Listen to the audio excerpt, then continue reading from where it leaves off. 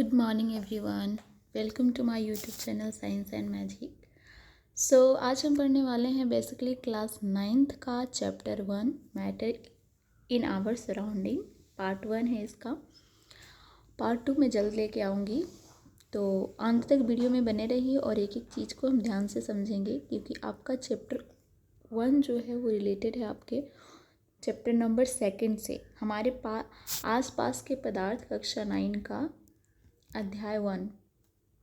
तो जैसे कि मैंने सिलेबस आप लोगों को करवा दिया है कि कौन कौन से चैप्टर से कितने मार्क्स के क्वेश्चन आते हैं और किस प्रकार के क्वेश्चन पूछे जाते हैं, ये भी करेंगे हम अभी। और कितनी टाइमिंग होता है आपको और कितना टाइमिंग देना है, इन सभी का डिस्कशन हम कर चुके हैं ऑलरेडी। तो हम पढ़ने वाले हैं हमारे आसपास के पदार्थ के बारे में, मैटर इन आवर सराउंडिंग। तो बेसिकली पदार्थ होता क्या है, किसे कहते हैं पदार्थ। अगर हम बात करें कि पदार्थ क्या होता है या मैटर क्या होता है, तो पदार्थ देखिए सबसे पहले जो है आपके भारतीय दार्शनिक महर्षि कर्नाड एंड और एक और दार्शनिक थे, जिन्होंने बताया कि जितने भी पृथ्वी पे चीज़ें उपस्थित है, जो भी वस्तु उपस्थित है, वो सभी किससे बने हुए हैं, पदार्थ। वो सभी क्या है, पदार्थ है। आप मान लीजिए कि आपके पृथ्वी पे जो भी कुछ है, जो स्थान घेरता हो एवं जिसका अपना द्रव्यमान हो, जिसका अपना खुद का द्रव्यमान हो, यानी कि स्थान यानी कि स्पेस, जगह घेरती हो, और उसका खुद का मास हो, उसका खुद का क्या हो, मास हो। इस दोनों चीज़ जब किसी वस्तु में उपस्थित है तो वो क्या कहलाता है, पदार्थ कहलाता है। कोई भी वस्तु जिसमें द्रव्यमान होता है और जो स्थान घेरती है वो क्या कहलाती है, पदार्थ कहलाती है। अब जैसे हाइड्रोजन, ऑक्सीजन, चीनी, रेत, हवा और पानी आदि सभी क्या है, पदार्थ है। मनुष्य स्वयं एक क्या है, पदार्थ है। छोटे सूक्ष्म कण पदार्थ बनाते हैं। जो छोटे छोटे सूक्ष्म कण होते हैं वो क्या करते हैं, पदार्थ का निर्माण करते हैं। उनके बीच की जगह के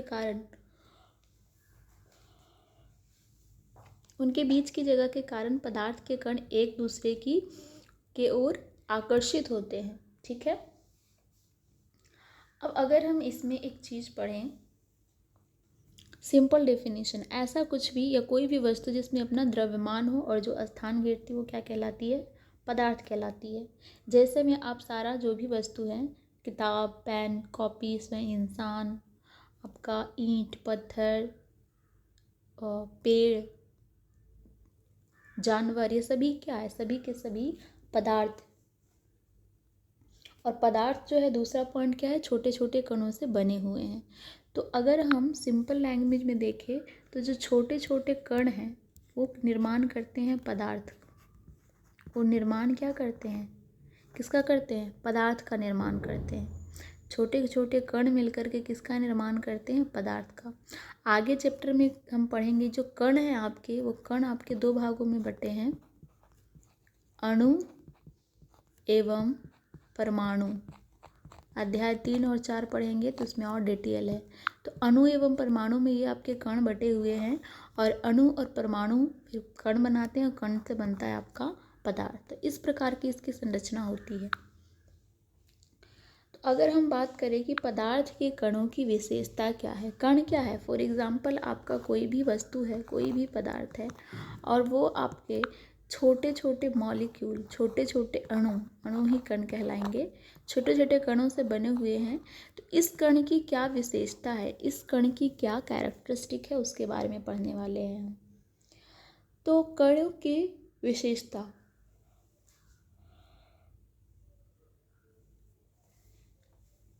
अगर मैं हम पहला इसके लक्षण की बात करें, इसकी विशेषता की बात करें, तो पदार्थ के कणों के बीच रिक्त स्थान होता है। क्या होता है, रिक्त स्थान होता है। इसको अगर हम बात करें तो इसको बोलते हैं, ये पेपर में पूछा है कई बार, अंतर आणविक स्थान बोलते हैं। इसे क्या बोलते हैं, अंतर आणविक स्थान। इंग्लिश में बोलते हैं इंटर मॉलिक्यूलर स्पेस, स्पेस यानी स्थान, इंटरमॉलिक्यूलर स्पेस यानी कि स्थान। अगर हम एक चीज़ का यहाँ पे ध्यान दें, यहाँ पे आपको कुछ बीच में खाली जगह दिख रही होगी, ये जो आपका स्थान है कणों के बीच में, जो बीच में ये स्थान दिखता है, यही कहलाता है आपका अंतर आणविक स्थान या इंटरमॉलिक्यूलर स्पेस, इंटरमॉलिक्यूलर स्पेस या पदार्थ के कणों के बीच रिक्त स्थान। ठीक है, तो यह विशेषता किसी पदार्थ की अन्य पदार्थों में घुलनशीलता के पीछे की अवधारणाओं में से एक है। उदाहरण के लिए पानी में चीनी को घोलने के लिए पर पानी का स्तर नहीं बढ़ता, क्योंकि चीनी के कण पानी के कणों के बीच में अंतर कण स्थान में चले जाते हैं। कहने का अर्थ है कि अगर आप चीनी और पानी का घोल बना रहे हैं एक जार के अंदर, तो वहाँ पे चीनी और पानी अच्छे से आपस में घुल जाते हैं। फॉर एग्जाम्पल, ये आपके चीनी के कण हैं, ये आपके चीनी के कण हैं। अगर पानी के कण के बीच स्थान नहीं रहेगा तो वो आपको ऊपर ऊपर भरेगा, वो उसके अंदर घुलेगा नहीं, अलग अलग दिखेगा। तो ये पूरा पानी में बिल्कुल समा जाता है, ये पानी में बिल्कुल समा जाता है, पानी के बीच के अंतर आणविक स्थान में समा जाता है। ठीक है, अंतर आणविक स्थान के बीच ये चीनी का कण समा जाता है, जिससे हमें प्रॉपर दिखाई नहीं देती, प्रॉपर अच्छे तरीके से वो घुल जाते हैं। चीनी प्लस पानी का घोल, तो इसलिए आपके जो पदार्थ है उनके कणों के बीच में स्थान होता है, अंतर आणविक स्थान होता है, इसलिए उसका जो घोल है प्रॉपर अच्छे से आपस में घुल जाता है। अब नेक्स्ट क्या है, नेक्स्ट कैरेक्टरिस्टिक क्या है आपका, हमने पढ़ लिया कि पदार्थ के कणों के बीच में पहला विशेषता है कि स्थान होता है जिसको बोलते हैं अंतर आणविक स्थान। इंपॉर्टेंट है, पेपर में पूछा जाता है, पेपर में कई बार ऑब्जेक्टिव एमसीक्यू में पूछा गया है कि अंतर आणविक स्थान किसे कहते हैं या कहाँ उपस्थित होता है। अब दूसरा गुण है इसका, दूसरा कैरेक्टरिस्टिक है कि पदार्थ के कण हमेशा गति में रहते हैं। किसमें रहते हैं, गति में, जिसे गतिज ऊर्जा भी कहते हैं, गतिज ऊर्जा, इनमें गतिज ऊर्जा पाई जाती है। काइनेटिक एनर्जी, इंग्लिश में बोलते हैं इनको काइनेटिक एनर्जी। अगर हम बात करें, फॉर एग्जांपल, अगर कोई जार में कोई भी मॉलिक्यूल का घोल बनाया गया है, जैसे अपने चीनी और पानी का बनाया है, तो ये जो कण है निरंतर गति करते हैं। ये कण क्या करते हैं, निरंतर गति करते रहते हैं, निरंतर गति ये करते रहते हैं। आपस में एक जगह ये बैठे नहीं रहते, हमें दिखाई नहीं देता है, लेकिन वो आपस में गति करते रहते हैं, जिससे उत्पन्न होती है गतिज ऊर्जा, जिससे उत्पन्न क्या होती है, गतिज ऊर्जा उत्पन्न होती है। पदार्थ के कण अपनी गतिज ऊर्जा के कारण निरंतर यादृच्छिक यानी कि अपनी इच्छा के अनुसार गति करती रहती है। तापमान में वृद्धि से कणों की गतिज ऊर्जा बढ़ जाती है, जिससे वे अधिक तीव्रता से गति करते हैं। अब हम एक अच्छा एग्जाम्पल इसका पढ़ते हैं। जैसे कि अगर आप ध्यान देते हैं कि कोई भी आपके पास पका हुआ भोजन हो, जो भी आपका फेवरेट खाना हो, उस खाने के बारे में सोचिए। अगर वो खाना गर्म अवस्था में रहती है, अगर उसमें टेम्परेचर ज़्यादा होता है, ऊष्मा ज़्यादा होता है, तो आप दूर कहीं बैठे हैं और आपको उस खाने की खुशबू आपके पास पहुंच जाती है, उस खाने की खुशबू आपके पास वो पहुंच जाती है। जैसे आपने मोटू पतलू देखा होगा, उसमें गर्म समोसे की खुशबू उसको खींच लाती है समोसे के पास, है ना। तो उसी तरीके से गर्म खाने की खुशबू उसके पास पहुंच जाती है, आपके पास पहुंच जाती है। किसके कारण, किस ऊर्जा के कारण, गतिज ऊर्जा के कारण, गतिज ऊर्जा के कारण। और गतिज ऊर्जा तो इसमें पहले से ही होता है, जैसे ही टेम्परेचर बढ़ता है उसका गतिज ऊर्जा ज़्यादा हो जाता है। इंग्लिश में बोलते हैं काइनेटिक एनर्जी, तो इसको के से भी आप सूचित कर सकते हैं। तो काइनेटिक एनर्जी अगर ज़्यादा होगा तो टेम्परेचर भी क्या होगा, ज़्यादा होगा। टेम्परेचर यानी ऊष्मा भी क्या होगा, ज़्यादा होगा। अगर आपका टेम्परेचर कम होगा, अगर आपका टेम्परेचर जो है कम है, यानी कि काइनेटिक एनर्जी भी कम है, गतिज ऊर्जा भी क्या रहेगी, कम है। अगर ठंडे खाने की खुशबू आपके पास आती है, नहीं आती है। क्यों नहीं आती है, क्योंकि उसमें गतिज ऊर्जा बहुत कम है, उसके जो पदार्थ के कण हैं वो आपके तक खुशबू में नहीं पहुंच पाते हैं। सेम आपका है, गर्म खाने की खुशबू आपके पास जल्दी से आ जाता है। तो अगर हम फर्स्ट वाला का देखें, ये जो हमने फर्स्ट वाला पढ़ा है कैरेक्टरिस्टिक, ये तो पदार्थ का डेफिनेशन है, ये कि पदार्थ के कणों के बीच रिक्त स्थान होता है। तो पदार्थ के कणों के बीच रिक्त स्थान सबसे ज़्यादा किस में होगा, ये भी पेपर में पूछा जाता है। आप ले लीजिए ठोस, ले लीजिए यानी कि सॉलिड, लिक्विड और गैस ले लीजिए। तो तीनों में सबसे ज़्यादा पदार्थ के कणों के बीच स्थान क्या होगा। फॉर एग्जांपल ये ईंट है, लिक्विड में आप पानी ले लीजिए बीकर में, और एक सिलेंडर में आप गैस ले लीजिए, गैस के कण ले लीजिए। तो आप देखेंगे कि सबसे ज़्यादा रिक्त स्थान जो है आपके गैस में पाया जाता है, फिर आपके लिक्विड में है, और सबसे कम है आपके सॉलिड में। यहाँ पे आपके अगर ईंट, पत्थर या कोई ठोस वस्तु देखेंगे तो उसमें बहुत कम होगा रिक्त स्थान। तो ये पेपर में क्वेश्चन पूछा जाता है कि किस में सबसे ज़्यादा रिक्त स्थान पाया जाता है और किस में सबसे कम। तो सबसे ज़्यादा होता है, उल्टा लिख सकते हैं आप, गैस में, फिर होता है लिक्विड में, फिर होता है सॉलिड में। ये सीरीज आप कॉपी में नोट डाउन कर सकते हैं, नहीं तो टेलीग्राम और इंस्टाग्राम दोनों का मैंने लिंक दे रखा है, डिस्क्रिप्शन में दे दूँगी। तो उस पर क्लिक करके आप वहाँ पे भी नोट्स लिख सकते हैं, PDF में शेयर कर दूँगी, टेलीग्राम पे शेयर कर दूँगी, वहाँ से आप डाउनलोड कर सकते हैं। नहीं तो पढ़ते टाइम आप कॉपी और पेन लेकर के बैठिए और उसे आप डिटेल नोट कीजिए। जो नोट्स में लिखे नहीं होते हैं वो मैं छोटे छोटे चीज़ों में यहाँ स्लाइड्स पे करवाती हूँ। तो ये इम्पॉर्टेंट है, पेपर में पूछा जाता है ये सीरीज। एक दूसरा अगर हमने इसका दूसरा हमने जो पढ़ा इसका कैरेक्टरिस्टिक, दूसरा कैरेक्टरिस्टिक है आपका कि पदार्थ के कण हमेशा गति में रहते हैं। तो सबसे ज़्यादा काइनेटिक एनर्जी किस में होगा। अगर देखा जाए, हमने लिया सॉलिड, लिक्विड, गैस, है ना, यानी कि ठोस, द्रव और गैस। तो अगर हम ठोस में देखें, तो अगर हम ठोस में टेम्परेचर देते हैं, कोई भी वस्तु ठोस का है, उसमें हम अगर ऊष्मा देंगे, टेम्परेचर देंगे, तो वो उतना गति नहीं करेगा। लेकिन लिक्विड वाला ज़्यादा गति करेगा। अगर लिक्विड वाला देखें तो ये ज़्यादा करेगा, और गैस वाला उससे भी ज़्यादा करेगा अगर हम ऊष्मा देते हैं, टेम्परेचर देते हैं। तो इसमें आपका गतिज ऊर्जा कैसे होगा, सेम होगा, गैस में ज़्यादा होगा, लिक्विड में फिर होगा, फिर सॉलिड में होगा। इस तरीके से गतिज ऊर्जा का भी कॉम्बिनेशन होगा। अब थर्ड कैरेक्टरिस्टिक है हमारा कि पदार्थ के कण एक दूसरे को आकर्षित करते हैं। इसे बोलते हैं, हमने पहला पढ़ा था अंतर आणविक स्थान। इसे भूलना नहीं है, पेपर में पूछा जाता है। पेपर में आप पदार्थ के कणों के बीच रिक्त स्थान है, ऐसे सिंपल भाषा में नहीं आएगा, उसमें पूछेगा अंतर आणविक स्थान किसे कहते हैं। तो पदार्थ के कणों के बीच जो रिक्त स्थान होता है उसी को अंतर आणविक स्थान कहते हैं, है ना। अब दूसरा हम इम्पोर्टेंट चीज़ पढ़ने वाले हैं, अंतर आणविक बल। अंतर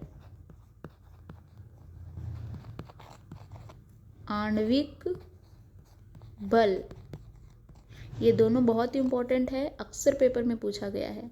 इसे बोलते हैं आपका इंटरमॉलिक्यूलर स्पेस इंग्लिश में, और इसे बोलते हैं इंटरमॉलिक्यूलर फोर्स। स्पेस यानी स्थान और फोर्स यानी बल, फोर्स यानी बल, इसे बोलते हैं इंटरमॉलिक्यूलर फोर्स। फोर्स यानी बल और स्थान यानी कि स्पेस, और ये सेम रहता है आपका इंटरमॉलिक्यूलर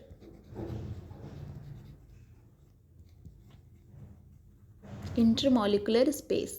तो ये दोनों टॉपिक को आपको अच्छे से दिमाग में बैठा लेना है। अंतर आणविक स्थान का मतलब है खाली जगह, रिक्त स्थान, कण के बीच रिक्त स्थान। और अंतर आणविक बल के मतलब है, अभी ये पढ़ने वाले हैं हम, पदार्थ के कण एक दूसरे को आकर्षित करते हैं। हर पदार्थ में कणों के बीच एक अंतर आणविक अंतरकणीय आकर्षण बल काम करता है। किसी पदार्थ को तोड़ने के लिए हमें इस बल पर काबू पाना होगा।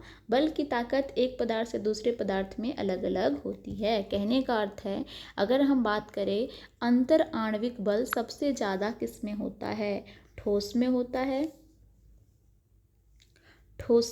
है या लिक्विड में होता है या गैस में होता है।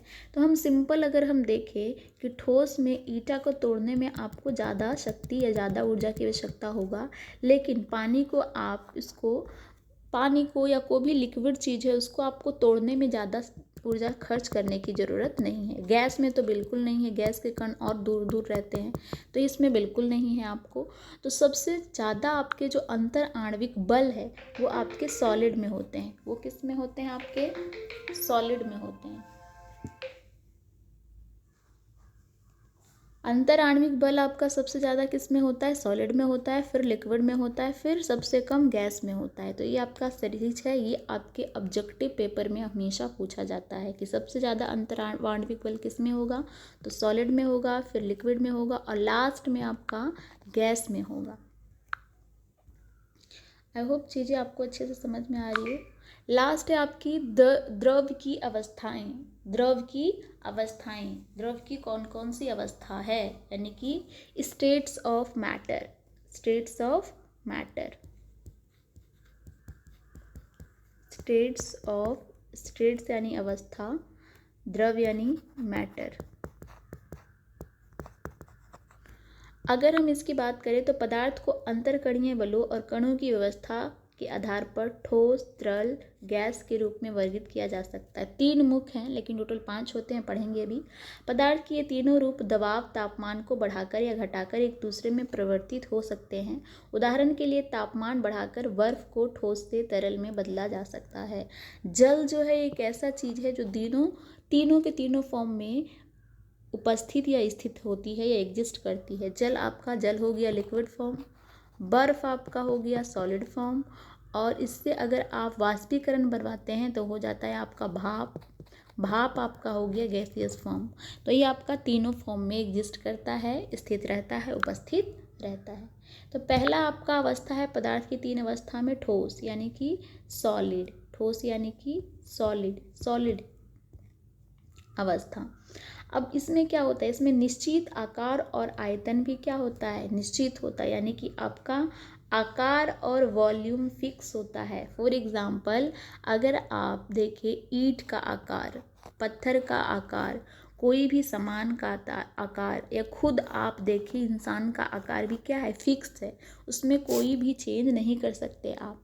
तो उसका आकार जो होता है निश्चित होता है और आयतन भी क्या है? फिक्स है। उसका वॉल्यूम भी क्या है? फिक्स है। वॉल्यूम भी क्या है? फिक्स है, निश्चित है। अब जो आपका आगे है कि पदार्थ में कण बहुत पास पास होते हैं। दिख रहा है यहाँ पे आपके पदार्थ के कण बहुत पास पास है ठोस में।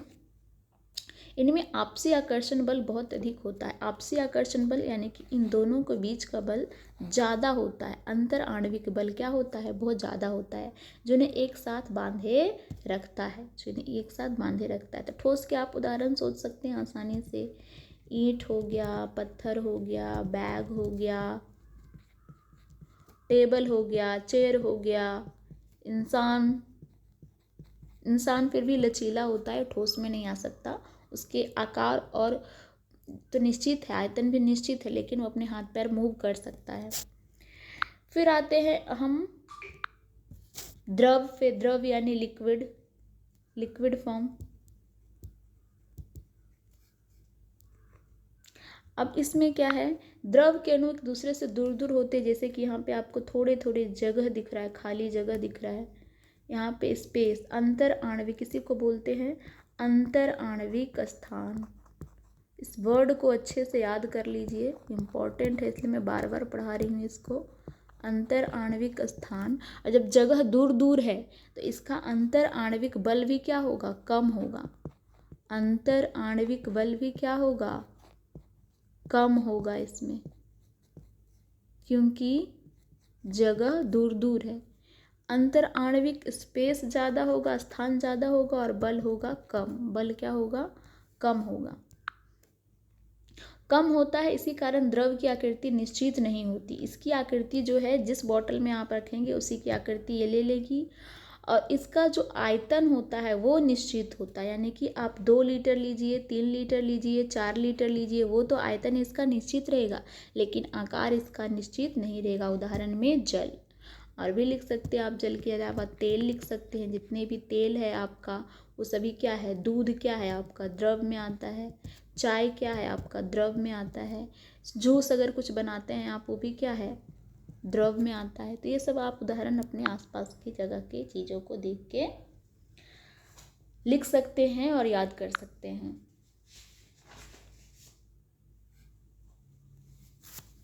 नेक्स्ट है आपका गैस। गैस ये पदार्थ में कण अपेक्षाकृत दूर दूर होते हैं, इसके कण बहुत ज़्यादा दूर दूर है अगर आप देख रहे हैं तो, यानी कि इसमें अंतर आणविक स्थान जो है ज़्यादा रहेगा और आपका अंतर आणविक स्थान ज़्यादा रहेगा और जो अंतर आणविक बल है वो कम रहेगा, सबसे कम इसी में रहेगा गैस में। और इनमें आपसी आकर्षण बल नहीं के बराबर होता है। आपसी आकर्षण बल यानी कि अंतर आणविक बल नहीं के बराबर होता है। उदाहरण ऑक्सीजन हो गया, नाइट्रोजन हो गया, हाइड्रोजन हो गया, अमोनिया हो गया। अमोनिया भी क्या है, गैस है, NH3। ये सारा मीथेन हो गया, CH4। अभी गैस के एक और इम्पोर्टेंट उदाहरण पढ़ेंगे, CH4। मीथेन जो है इसमें CNG, और एक और है आपका LPG। ये दोनों पेपर में पूछा जाता है, तो इसके बारे में आपको पता होना चाहिए।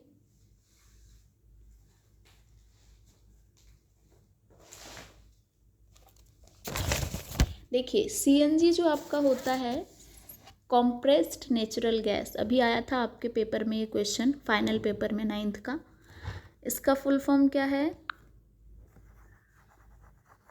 इंग्लिश और हिंदी दोनों में बताऊंगी। कॉम्प्रेस्ड नेचुरल, नेचुरल यानी प्राकृतिक गैस, G4 गैस, ये हो गया CNG। यानी कि कॉम्प्रेस्ड का मतलब होता है संपीड़ित, यानी कि इसको दबाव डालकर बनाया गया है। इस पे क्या डाला गया है, दबाव डाला गया है, दाब डाला गया है। संपीड़ित प्राकृतिक, प्राकृतिक संपीड़ित प्राकृतिक गैस, सिंपल। अगर हम LPG की बात करें तो LPG जो है हमारा, LPG कॉपी में नोट डाउन कर लीजिएगा, इंपॉर्टेंट है, पेपर में पूछा जाता है, बार बार कह रही हूँ, तो अच्छे से इसको याद रखिएगा।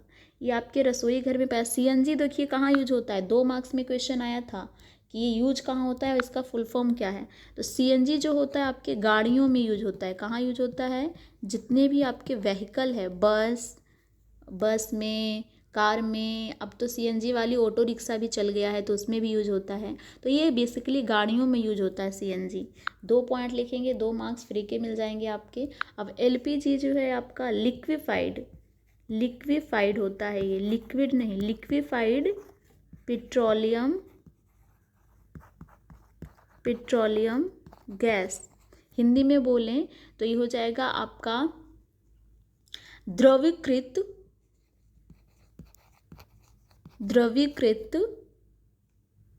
पेट्रोलियम, हिंदी में ही पेट्रोलियम लिख लीजिए, पेट्रोलियम गैस।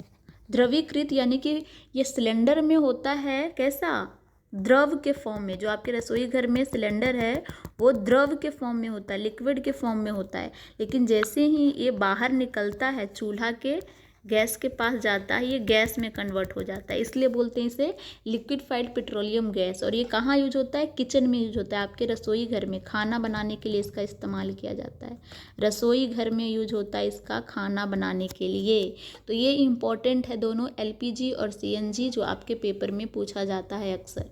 एक और आपको इसमें चीज़ पढ़नी है, जैसे कि हमारा प्लाज्मा और बोस आइंस्टीन कंडेंस्ड है, दूसरा 2 अवस्था है। इससे पहले मैं एक और चीज़ आपको पढ़ाना चाहूँगी। सिंपल आप 3 कॉलम बना लीजिए, सॉलिड, लिक्विड और गैस का। तो पहले मैंने पढ़ा कि सॉलिड में जो होता है रिक्त स्थान क्या होता है, ज़्यादा होता है। पदार्थ के कणों के बीच रिक्त स्थान होता है, क्या होता है, रिक्त स्थान। इसी रिक्त स्थान को अंतर आणविक स्थान बोलते हैं, अंतर आणविक स्थान बोलते हैं। तो इसमें गैस में सबसे ज़्यादा होता है, अधिक होता है अंतर आणविक स्थान, फिर इसमें कम होता है एज़ कम्पेयर टू गैस, और इसमें सबसे कम होता है, सबसे कम। दूसरा चीज़ हमने पढ़ा है इसमें कि इसमें आपका अंतर आणविक बल होता है, अंतर आणविक, इसे कॉपी में अच्छे से लिख लीजिएगा, बल। अब अंतर आणविक बल उल्टा होता है, गैस में सबसे कम होगा, गैस में सबसे कम होगा अंतर आणविक बल, इसमें थोड़ा अधिक होगा, सबसे ज़्यादा इसमें होगा सॉलिड में अंतराण्विक बल, सबसे ज़्यादा होगा अंतराण्विक बल सॉलिड में। फिर इसमें थोड़ा कम होगा, थोड़ा कम किसके किसके कंपैरिजन में, ठोस के। और इसमें सबसे कम होगा। दो इंपॉर्टेंट चीज हो गया। इसका निश्चित होता है आकार, क्या हो गया नेक्स्ट, इसका आकार और आयतन, आकार और आयतन निश्चित होता है। एक और स्लाइड ले लेते हैं हम, 3 बना लीजिए। Solid, liquid, gas. आयतन और आकार क्या होता है, निश्चित होता है, निश्चित होता है। ये कॉपी में लिख लीजिएगा, पेपर में आंसर पूछे जाते हैं। लिक्विड में क्या होता है, आकार निश्चित नहीं होता, आकार निश्चित नहीं होता, लेकिन आयतन निश्चित होता है। 1 लीटर 2 लीटर दूध या पानी, अब आयतन निश्चित होता है। आयतन कैसा होता है, निश्चित होता है। इसमें दोनों अनिश्चित होते हैं, आकार भी और आयतन भी। जिसका में सिलेंडर में डालेंगे उसका शेप गैस ले लेगा। गुब्बारा में जैसे भरते हैं गैस तो गुब्बारा का शेप ले लेता है। इसमें आकार और आयतन अनिश्चित होगा, निश्चित नहीं होगा, अनिश्चित होगा। समझ में आ गया हो। 3 पॉइंट मैंने लिखवाया है। चौथा मोस्ट इंपॉर्टेंट पॉइंट है संपीड़न वाला, यानी कि कौन ज़्यादा कठोर है, कौन ज़्यादा मुलायम है। तो अगर हम सॉलिड का बात करें तो ये क्या है, असंपीडनीय है, इसे हम दबा नहीं सकते हैं। ईंट या पत्थर को आप दबा के उसका शेप चेंज कर सकते हो, नहीं। तो ये असंपीडनीय है, क्या है, असंपीडनीय, ठीक है। लिक्विड आपका संपीडनीय है, इसलिए इसका गैस भी बना सकते हैं, आपका संपीडनीय है। किससे, ये बिल्कुल नहीं है, ये आपका लिक्विड संपीडनीय है। और सबसे ज़्यादा दाब हम किस में डाल सकते हैं, गैस में।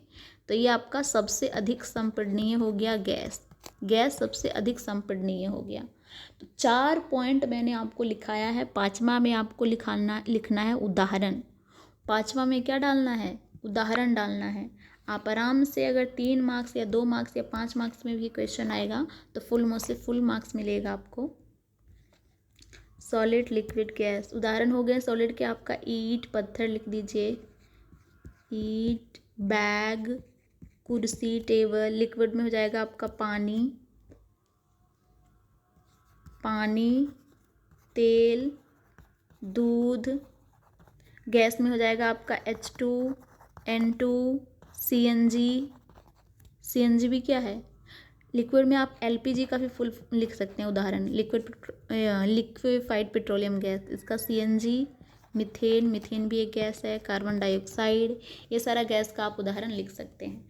अब हम पढ़ते हैं इसका 2 इम्पॉर्टेंट पार्ट और है, वो है आपका प्लाज्मा और बोस-आइंस्टीन कंडेंस्ड। तो जो आपका प्लाज्मा होता है एक आयनित गैस है, क्या है, इसमें आयंस पाए जाते हैं। आयंस का मतलब है कि इसमें पॉजिटिव चार्ज पाए जाएंगे, नहीं तो नेगेटिव चार्ज पाए जाते हैं। ये होते हैं आपके आयंस। चार्ज यानी आवेश, चार्ज यानी आवेश। आगे पढ़ेंगे आप आवेश के बारे में अच्छे से। अध्याय 12 इलेक्ट्रिसिटी में भी पढ़ेंगे, और आपका अणु और परमाणु में भी पढ़ेंगे 4 में। तो अणुओं से इलेक्ट्रॉनों को मुक्त करने तथा दोनों प्रजातियों में आयन और इलेक्ट्रॉनों को सह अस्तित्व में रहने के लिए प्राप्त ऊर्जा प्रदान करती है। तो प्लाज्मा क्या है, एक प्रकार का आपका आयंस है जिसमें बहुत ज़्यादा मात्रा में ऊर्जा पाया जाता है। इलेक्ट्रॉन की बात करें तो ई से सूचित करते हैं, उस पर नेगेटिव चार्ज होता है। तो इसमें भी आपका इलेक्ट्रॉन आपका परमाणु और अणु से इलेक्ट्रॉनों को मुक्त करने तथा दोनों प्रजातियों को आयन और इलेक्ट्रॉनों के सह अस्तित्व में रहने के लिए प्राप्त ऊर्जा प्रदान करता है। तो जो प्लाज्मा वगैरह है वो आपके विस्फोटक बनाने के लिए यूज होते हैं। बहुत ही ज़्यादा ऊर्जा वाले ये सब चीज़ होते हैं। न्यूक्लियर बम वगैरह बनाने में यूज होता है आपका प्लाज्मा वगैरह। आपको सिर्फ नॉलेज के लिए याद रखना है। अवस्था में अगर ऑप्शन में दे रखा है 5 अवस्था तो 5 पे लगानी है। अगर 3 ही दे रखे हैं तो 3 भी आप लगा सकते हैं। बोस्ट-आइंस्टीन कंडेंस्ड पदार्थ की एक अवस्था है जिसमें तनु बोस है अब बोसोन जो है आपके, ये दो साइंटिस्ट थे। दो साइंटिस्ट कौन थे? ये थे आपके आइंस्टीन। आइंस्टीन को आप जानते होंगे अच्छे से। और ये आपके थे सत्येंद्र नाथ बोस। ये इंडिया के ही थे, सत्येंद्र नाथ बोस। तो इन दोनों ने मिलकर के एक अलग सा पदार्थ तैयार किया था, उसका नाम दिया गया था बोस्ट आइंस्टीन कंडेंस्ड। तो पदार्थ की एक अवस्था है जिसमें तनु बोसोन होते हैं, जिन्हें परम शून्य के तापमान तक ठंडा किया जाता है। ठीक है, बेसिकली ये उसको ठंडा कर करके, और एक प्रकार का पार्टिकल होता है, तनु पार्टिकल होता है, पदार्थ की अवस्था जिसमें बोसोन की तनु पार्टिकल को परम शून्य 0 डिग्री सेल्सियस से भी निकट ताप पर ठंडा कर दिया जाता है, उसी को बोलते हैं boast Einstein condense. 0 degree Celsius पर ठंडा किया जाता है, उसी को क्या बोलते हैं? बोस्ट आइंस्टीन कंडेंस्ड बोलते हैं। तो ये हो गया आपके 5 अवस्थाएं। अध्याय 1 ऑलमोस्ट हमने फर्स्ट पार्ट ख़त्म कर दिया है। 5 अवस्थाएं आपको अच्छे से समझ में आया होगा। Thank you for watching the video and please like, share and subscribe channel science and magic. मैंने सिलेबस जो है 2025-26 क्लास 9th का ये वीडियो मैंने पहले ही अपलोड कर दिया है, तो आप अच्छे से इसको देख लीजिएगा। सिलेबस को जब समझेंगे तो आपका 50% प्रॉब्लम या 50% सिलेबस कह सकते हैं ना, कि आपका जो दिमाग वहीं क्लियर हो जाएगा, फिर पढ़ने में बहुत आसानी होगी। तो छोटी छोटी चीज़ों को ध्यान रखना है, अच्छे से पढ़िए, जो भी पढ़ाया जा रहा है यहाँ पर उसको रिविज़न कीजिए। मैं MCQ करवाऊँगी, आपके ऑब्जेक्टिव क्वेश्चन भी यहाँ करवाऊँगी, प्रीवियस ईयर करवाऊँगी, और एक्सरसाइज के भी क्वेश्चन हम लॉन्ग वाले करेंगे। तो टेंशन लेने की कोई ज़रूरत नहीं है, साथ में जुड़े रहिएगा, अच्छे से एक एक टॉपिक डिस्कस करेंगे। अगर आपको कोई भी डाउट है तो टेलीग्राम चैनल पे पूछ सकते हैं कमेंट करके, या आप कमेंट में भी कर सकते हैं यूट्यूब पे ही। तो thank you so much for watching, have a nice day and bye bye. बहुत सारा पढ़ाई कीजिए and be the best version of yourself. Do not compete with others, compete with yourself. अर्थात आप किसी दूसरे से अपने आप को मत आंकिए, उसके साथ कंपटीशन मत कीजिए, अपने आप से कंपटीशन कीजिए खुद से बेहतर बनने का। तो thank you so much, have a nice day. आपको वीडियो अच्छा लगा हो तो चैनल को सब्सक्राइब जरूर कीजिएगा। सब्सक्राइब करके आप शेयर कीजिए अपने दोस्तों में वीडियो को और लाइक कीजिए। Thank you.